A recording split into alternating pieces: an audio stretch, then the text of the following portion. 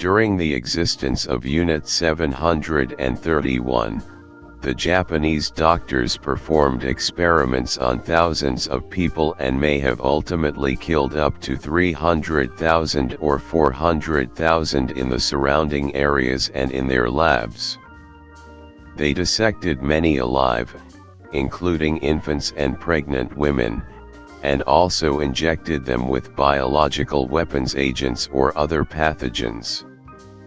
My mother had been one of the rare survivors, a witness to the horrors of those events. She had lived in a town about 50 miles from Manhyukyo, the base for Unit 731. She remembered the date when the soldiers and doctors entered her life and took away everything she knew and loved, September 1, 1942. This was the account of those hellish events she told me before she died.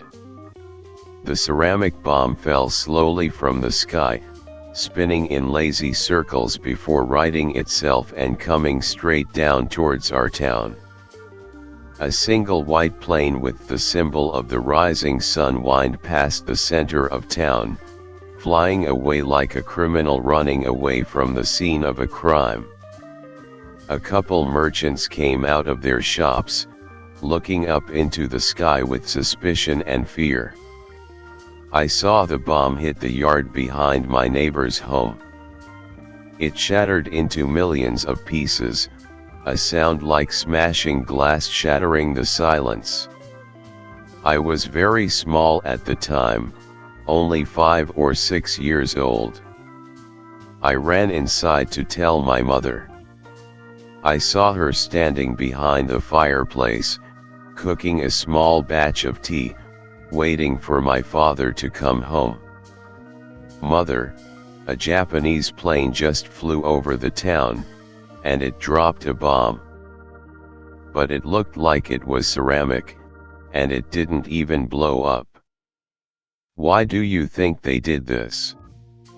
My mother's face paled visibly. "Stay inside," she ordered me, turning to look out the window, her eyes filled with fear and anxiety as she continuously looked for my father's silhouette on the trail leading up to the front door. "Where is your father? I wish he was here with us." She poured herself a cup of plain green tea, sipping the steaming hot beverage and refusing to meet my gaze. She just continued to watch the road, and it was then the first pangs started. A sense of wrongness and foreboding filling my mind. My mother and I stayed inside the rest of the day, waiting for my father. She grew increasingly worried as the hours passed, but she wouldn't allow me to go outside to look for him. I ended up sitting next to my mother and pouring myself a cup of tea. She grabbed my hand suddenly, squeezing it tight and looking me in the face for the first time. "Something bad is going to happen, I think," she said. "Or maybe it's happening already. No matter what, I want you to know I love you. I love you as only a mother can love her only child." These words only increased my sense of dread, and I didn't know what to say. My eyes watered, and I felt like I might start crying. My mother had never been so explicitly and openly emotional like this before. "I love you too, you know that," I said, trying to force a smile. My mother didn't return it. She just went back to staring outside at the dying day. Finally, around dark, my father came running up to the house, his face covered in sweat. He flung the door open, running right past me without even looking at me. "We need to leave the town immediately," he said to my mother, tears streaming down his face. "I think it's too late, but we need to try." "What's wrong?" my mother asked. "Did you see what the Japanese left us?" My father shook his head, closing his eyes. "The neighbors and I went to look at the so-called bomb that dropped from the sky," he said, his voice quickening and rising as he spoke. "What we found." "Why would you go out there?" my mother asked. My father continued to keep his eyes closed, refusing to meet her gaze. "We found dead fleas inside a massive shattered ceramic shell," he said. "Thousands of them, some smashed flat from the impact. And all around the area, tens of thousands of live ones, very active. They were jumping around like crazy. I got bit quite a few times." He paused for a long moment, his face still troubled and pale. I stood up and started laughing. "Fleas? Father, why would you be scared of fleas?" I asked.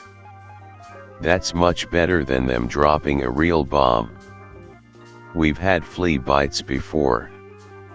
That's not such a horrible thing, is it?" My mother and him looked scared, but I couldn't figure out why. We fled that night, packing our bags within minutes. We went to the next town over and stayed with my mother's parents. But after a few days passed, our family discovered we hadn't gone nearly far enough. My grandmother came in on the third day after what I jokingly called the flea bomb attack, holding a basket of goods from the local market. She complained that her head was pounding and her stomach hurt. My mother felt her forehead, exclaiming that my grandmother had a high fever. "Oh, I'm sure it's nothing," my grandmother responded, flipping a hand as if she were shooing away a fly. "Probably just something I ate. I've survived much worse than a little stomachache, I can tell you that." She winked at me, showing off her toothless gums as she smiled. Within hours of her falling ill, countless others began showing symptoms. Like falling dominoes, the sickness spread through the entire village, swarming the countryside with its black, fetid rot. It started with headaches, stomach pains, fever, diarrhea, chills and sweating. At first, it looked like the flu, or sometimes just a bad cold. The moment we saw the swollen, black sore on my grandmother's neck, we knew it was something far worse. She collapsed in the kitchen later that night while trying to sip water, and my mother and I carried her unconscious body over to her bed. She was covered in sweat, coughing up blood, her skin turning black as the swollen sores spread throughout her flesh.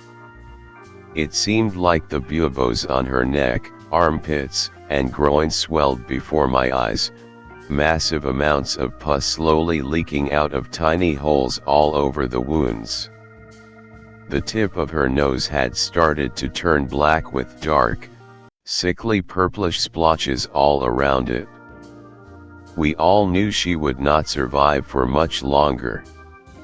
I went to my grandmother with a cool cloth.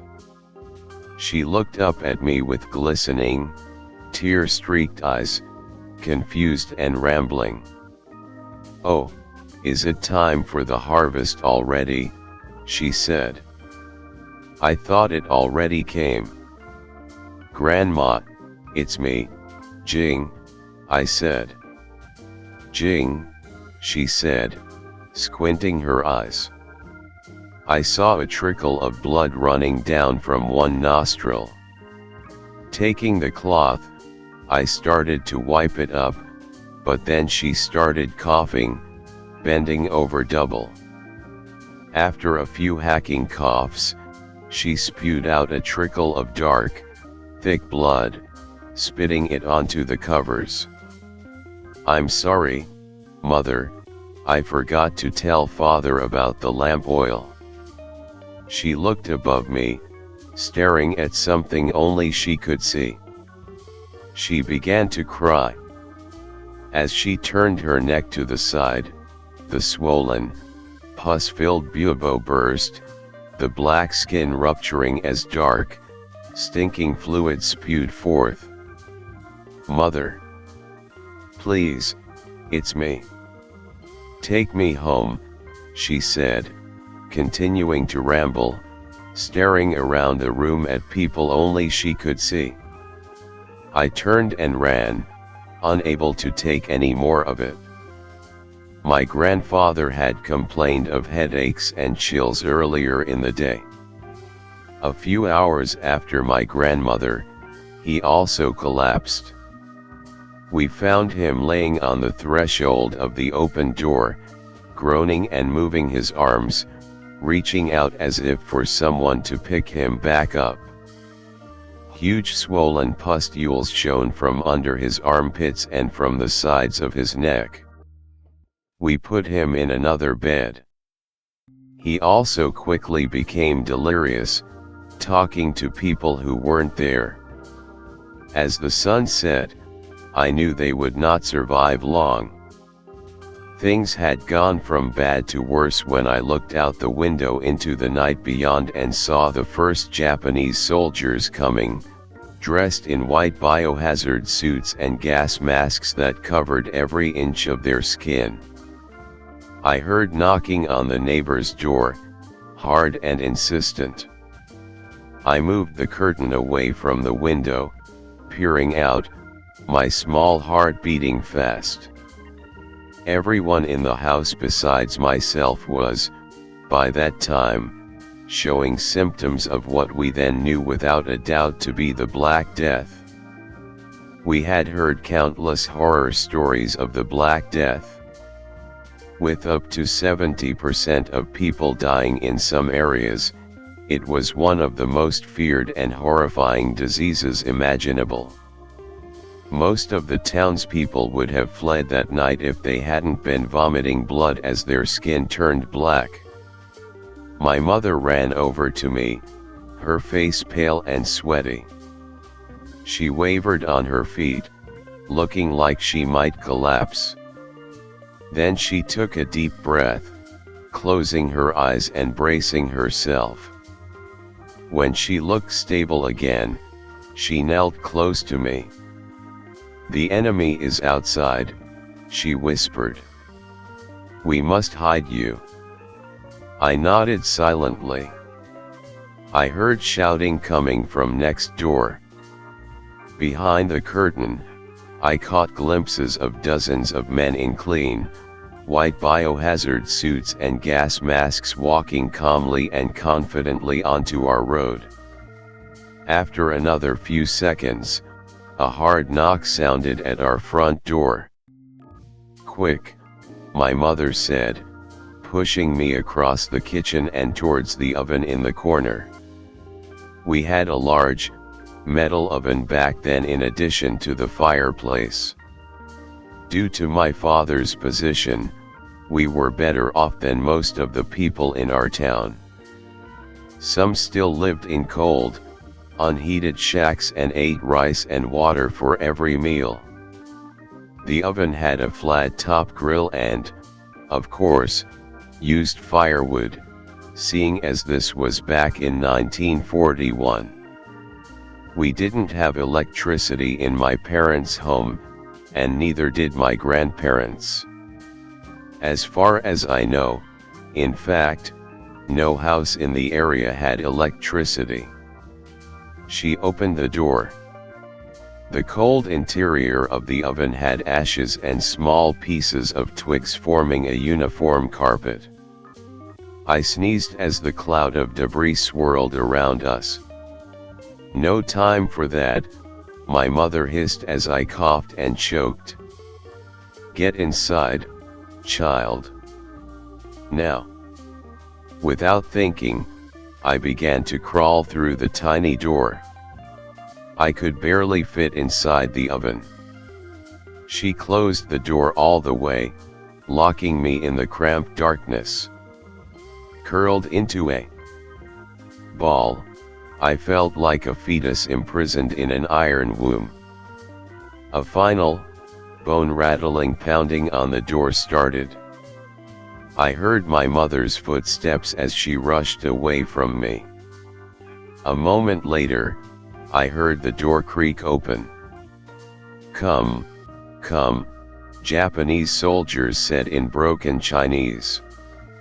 "You come now." As a child, I was extremely bright.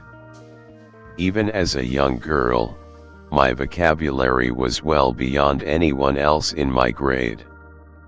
I had also picked up some Japanese, since we were near the puppet state of Manchuria, a vassal of the Imperial Japanese Empire during World War II. So when the Japanese had finished clearing out the house and stood talking to each other, I understood bits and pieces. "What do we do with these logs?" one asked. I felt confused. "What logs?" "These ones, maybe." I didn't understand everything he said after that, but he kept saying the word fire.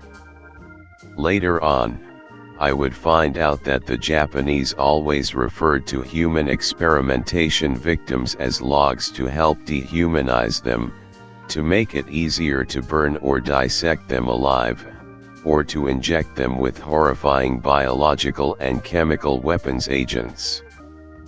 As the last of Japanese left the home, I felt sick to my stomach. Curled inside in the oven in the fetal position, I began to cry, giving up all hope that things would turn out okay. Things quickly went from bad to worse when I tried to leave the oven and found the door had latched closed.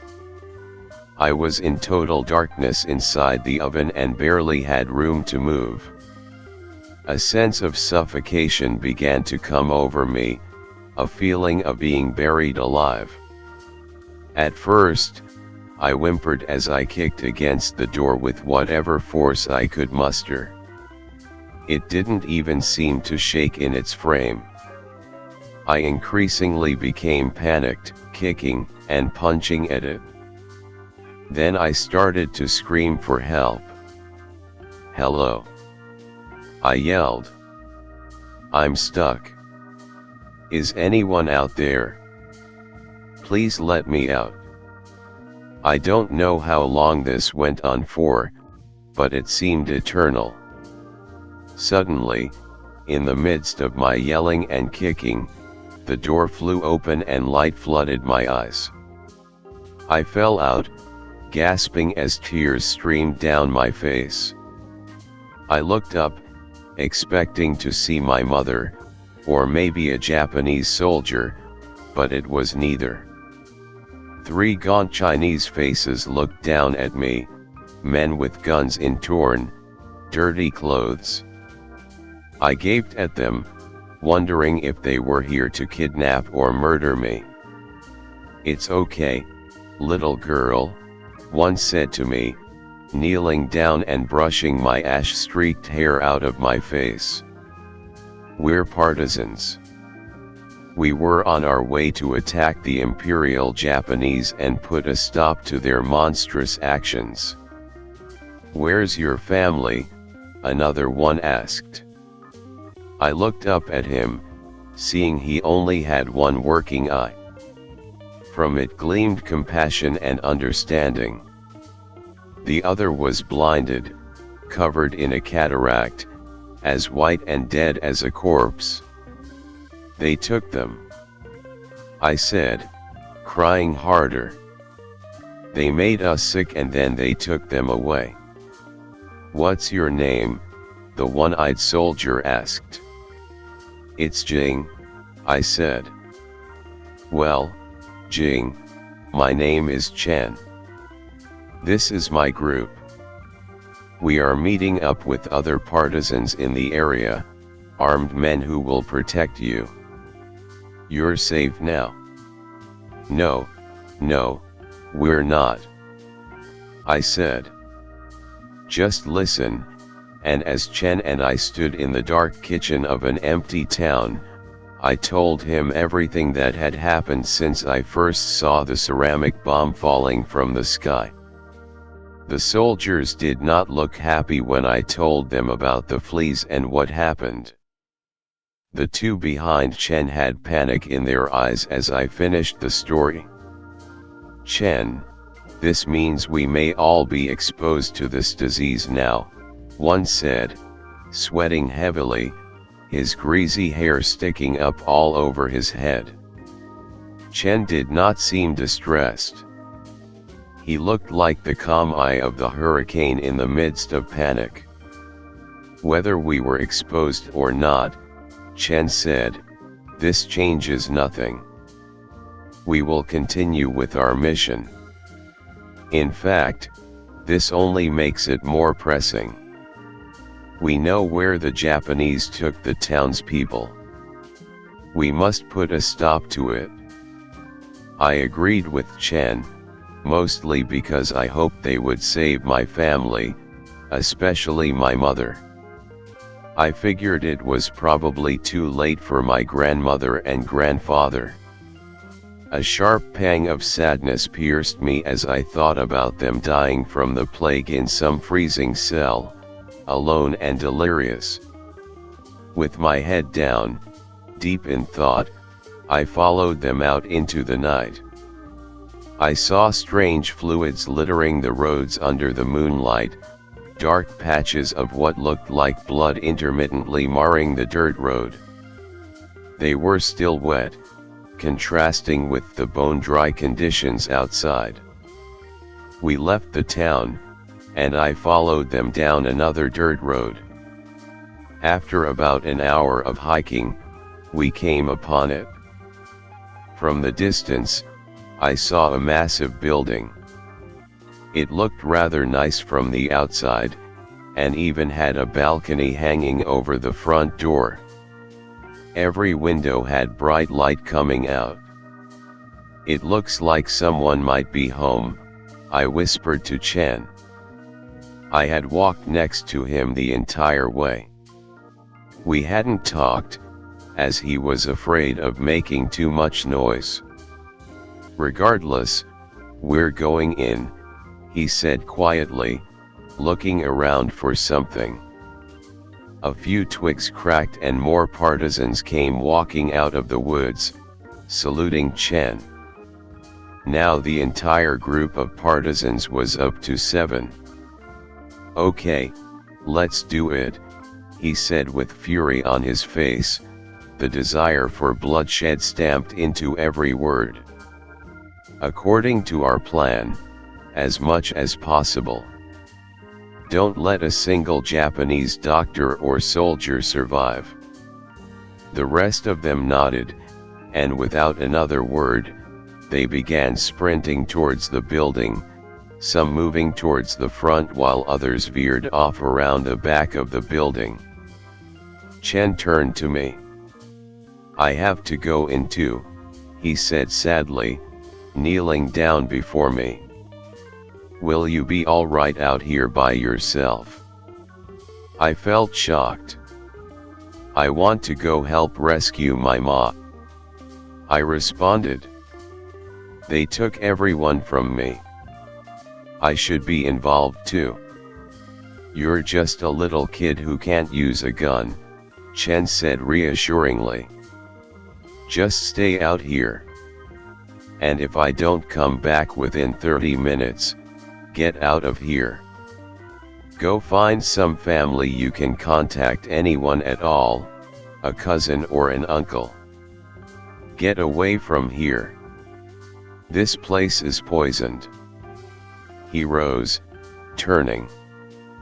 With a last glance around the open field leading to the Unit 731 building, he broke out of the cover of the trees and began running. Gunfire erupted from inside the building, shattering the calming nighttime ambience. I saw flashes of light erupting out of the windows. It wasn't contained in one spot, but rather seemed spread throughout the building. First there would be a long, sustained fire from the front of the first floor, then seconds later, another burst from the side of the third floor. And then everything went deathly silent. A man ran out of the front of the building, one of the Chinese partisans. He had lost his gun somewhere and stood, covered in blood, his left arm ripped off at the shoulder, spurting great, arterial streams out of his body. He tripped over his own foot, tangling his legs together, and landed hard on the wound. Crying and choking, he called for help. No one came. Seconds later, he stopped moving, dying on the ground in front of my eyes. I decided I should go in. I remembered what Chen told me, but I decided he was wrong. This was my family, after all, not his. As quietly as possible, I sprinted past the dead partisan and into the open front door. Bright lights shone all down the hallway, illuminating the gore and splattered blood along the white walls and polished floors. A dismembered arm with its fingers still around the trigger lay at the side, discarded like trash. Without another thought, I shook the limb loose and lifted the gun up. Now I would do it, I thought to myself. Now I was just like them. I had a gun, and I was here to save my mother. Nothing would stop me. I spun around, deciding to go deeper into the building, when something stopped me.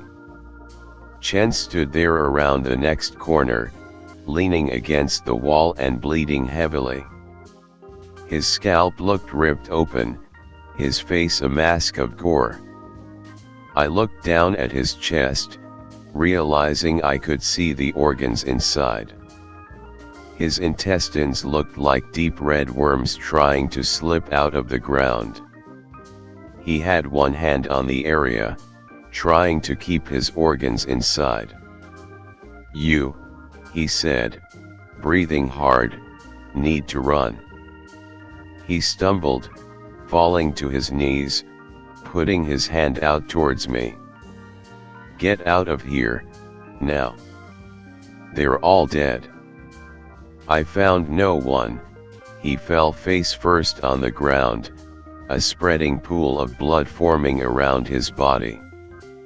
I walked past him, not believing. I found a stairwell, deciding I should start with the basement. I looked in the first room, seeing stainless tables side by side. On each lay a body. Some were pregnant women, their faces twisted in agony, their stomachs cut open. Fetuses and babies lay next to their mothers, also dissected. Against the back wall, I saw entire babies preserved in glass jars filled with liquids. Next to them, I saw human heads, hearts, livers, and intestines. In disgust, I left, going to the next room. In this one, I saw dozens of burn victims, their bodies blackened into a crisp, some of them also dissected. As I walked past, one of them began breathing, moaning something incomprehensible. I saw fire-blackened fingers twitch as the person tried to raise their hand towards me. Chen had been wrong. Someone was alive. Then I heard the deep, guttural breathing from the hallway behind me. With my heart racing, I turned, raising the gun. An abomination stood there, something from the depths of hell. Sewn together from many body parts, it had 5 legs, the stitches black and ugly against its naked skin. It towered over me, its head scraping the ceiling. I saw the 10 arms sewn onto its long, snake-like chest flexing and clenching. From many of the stitch wounds connecting the limbs to the body, a dark, sickly smelling fluid dripped down. It had 3 heads on the top, all mutilated, their cheeks sliced open, showing the grinning teeth below.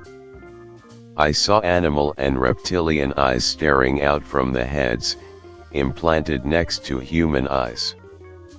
After a moment of shock, I pulled the trigger. The recoil from the gun was far stronger than I expected, but since the creature was so tall, I still ended up hitting it in the shoulder. It shrieked as black blood began to run down its pale skin, its voices rising together in outrage and pain, its many legs starting to move and scuttle forwards. I turned and immediately fell over the body of a Japanese soldier, still dressed in a white biohazard suit. I felt the creature's fingers closing around my ankle when someone yelled from behind me. "Hey, you!" a woman cried loudly. A burst of gunfire rang out. Turning in surprise, I saw my mother, standing there with a stolen gun from a Japanese soldier. She had sores from the Black Death all over her skin, and her nose had turned dark from the necrosis. She stumbled forwards, firing as she went until the gun ran out of bullets. I saw blossoms of gore sprouting all over the abomination's body as bullet after bullet ran through it. When the gun finally clicked empty, she threw it aside. Then she jumped on the abomination, biting and clawing at its skin like a rabid animal. I turned and ran, never looking back. After the Japanese infected our towns with the Black Death, the Chinese government came in and walled off the areas. They are still off limits, the area poisoned and dangerous.